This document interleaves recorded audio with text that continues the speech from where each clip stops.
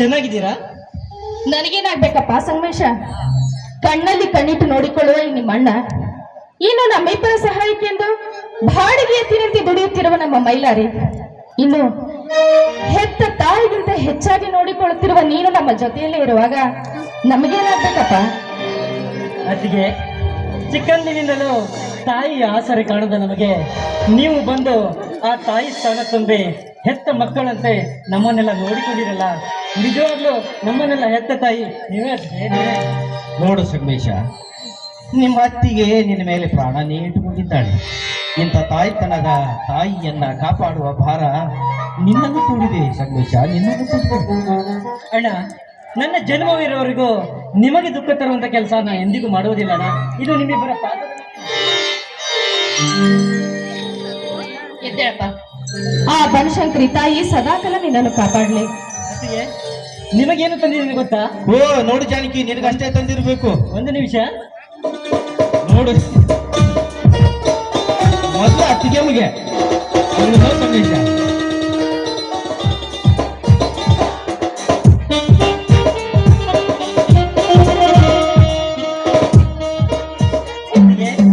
ಸೀರೆನಾ ನಿಮಗೆ ತಂದಿದ್ದೇನೆ.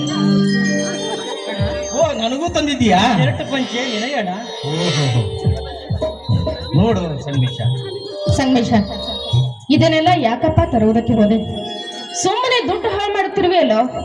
ನಮಗೆಲ್ಲ ಯಾಕಪ್ಪ ಈ ಬಟ್ಟೆ ಬರಗಳು? ಹೌದು ಸಂಗಮೇಶ, ಇದೇ ದುಡ್ಡನ್ನ ನಿನ್ನ ಕಾಲೇಜಿನ ಖರ್ಚಿಗಾಗಿ ಇಟ್ಕೊಂಡಿದ್ರೆ ಎಷ್ಟು ಚೆನ್ನಾಗಿರ್ತಿತ್ತು. ನಮಗೇಕಪ್ಪ ಬೇಕು ಇಂಥ ಹೊಸ ಬಟ್ಟೆ? ಅದು ಹಾಗಲ್ಲ ಅಣ್ಣ, ಈ ವರ್ಷ ನಮ್ಮ ಕಾಲೇಜಿನಲ್ಲಿ ಸ್ಕಾಲರ್ಶಿಪ್ ಅಂತ 2,000 ರೂಪಾಯಿ ಹಣ. ನೋಡು ಜಾನಕಿ, ಹೌದೇ? ಅದೇ ದುಡ್ಡಲ್ಲಿ ಈ ಬಟ್ಟೆಗಳನ್ನು ತಂದು ಬಿಟ್ಟೆ ಅಣ್ಣ. ಸಂತೋಷ, ಹೌದು. ಆದ್ರೆ ಮಣ್ಣಲ್ಲಿ ಮಣ್ಣಾಗಿ ದುಡಿಯುವ ನಾವು, ಮೇಟಿಯನ್ನು ಹಿಡಿದು ಕೆಸರಲ್ಲಿ ಕೆಲಸ ಮಾಡುವ ಈ ರೈತರಿಗೆ ಕಪ್ಪ ಇಂತ ಹೊಸ ಬಟ್ಟೆ ತಂದೆ. ಹೌದಪ್ಪ, ಸಿಟಿಯಲ್ಲಿ ಓದುತ್ತಿರುವ ನೀನೆ 2 ಜೊತೆ ಹೊಸ ಬಟ್ಟೆ ತೆಗೆದುಕೊಳ್ಳುವುದು ಬಿಟ್ಟು ನಮಗೆಲ್ಲ ಯಾಕಪ್ಪ ಈ ಬಟ್ಟೆ ತರುವುದಕ್ಕೆ ಹೋದೆ? ಅಣ್ಣ, ಅತ್ತಿಗೆ, ಇಷ್ಟು ವರ್ಷ ನನಗೋಸ್ಕರ ಕಷ್ಟಪಟ್ಟು ದುಡಿದು ನನ್ನ ಓದಿಗಾಗಿ ಶ್ರಮ ಪಟ್ಟಿದ್ದು ಸಾಲದೆ. ಇಷ್ಟಾದರೂ ಯಾವ ಜನ್ಮದ ಋಣಾನುಬಂಧವೋ ಈ ಜನ್ಮದಲ್ಲಿ ತಾಯಿಯಾಗಿ ಸಿಕ್ಕಿದ್ದೀರಲ್ಲ, ಅದು ನನ್ನ ಪುಣ್ಯ. ಅತ್ತಿಗೆ, ಮೈಲಾರಿ, ನಿನ್ನ ದಾರಿಯನ್ನೇ ಕಾಯ್ತಾ ಇದ್ದೀವಿ. ಬಾ, ಹೊಲದ ಕೆಲಸ ಎಲ್ಲ ಮುಗಿಸ್ಕೊಂಡು ಬಂದೆ ತಾನೆ? ಅಣ್ಣ, ಹೊಲದ ಕೆಲಸ ಎಲ್ಲ ಮುಗಿಸಿ ಬಂದಿದ್ದೇನೆ.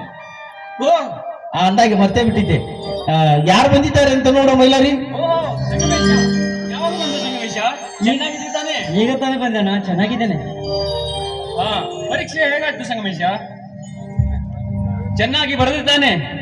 ನೋಡು, ಈ ನಮ್ಮ ತಾಲೂಕಿಗೆ ರ್ಯಾಂಕ್ ಬರಬೇಕು.